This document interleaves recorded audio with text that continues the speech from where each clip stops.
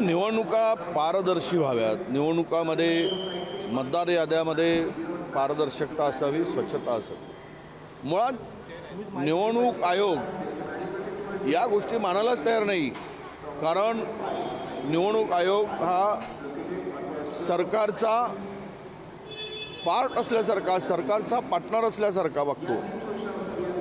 आणि अशा स्थितीमध्ये आम्ही ज्यावेळेस आमचं शिष्टमंडळ भेटलं आणि विचारलो त्यावेळेस त्यांच्याकडे उत्तर नव्हता यामध्ये असलेला घोळ। अरे एका घरामध्ये 400 लोक कसे राहू शकतात? हा कोणी घोळ तयार केला, कुणाच्या इशाऱ्यावर केला? आणि आम्ही ज्यावेळेस निवडणूक आयोगाकडे या सगळ्या बाबी मागतो त्यावेळेस मिरची मात्र सरकारला जमते आणि ते उत्तर देत बसतात, जसे यांचे वकील लागले आहेत ते। म्हणजे तुम्ही बेईमानी करून निवडणुका जिंकल्यात, तुम्ही जनतेचा मॅन्डेट तुमच्या मागे नव्हता, हे सगळं घोळ पाहिल्यानंतर आता सिद्ध झालेलं आहे।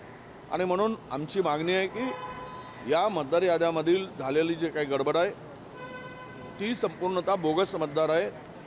बोगस मतदार तयार करून ह्या निवडणूक जिंकण्याचा नवीन फंडा या देशामध्ये सुरू झालेला आहे। या संदर्भातली आज आमच्या मोर्चाच्या माध्यमातून आम्ही निवडणूक आयोगाला इशारा देऊ इच्छितो की जर हे स्वच्छ केलं नाही आणि सरकारचा भारतीय जनता पक्षाचा पार्टनर म्हणून जर काम करत असाल, त्याचा सहयोगी पक्ष म्हणून तुमची भूमिका असेल तर या देशातील लोकशाही धोक्यात आहे। या देशामध्ये उद्याचा भविष्य अंधकारमय आहे, हे या ठिकाणी सांगण्यासाठी हा इशारा मोर्चा आहे।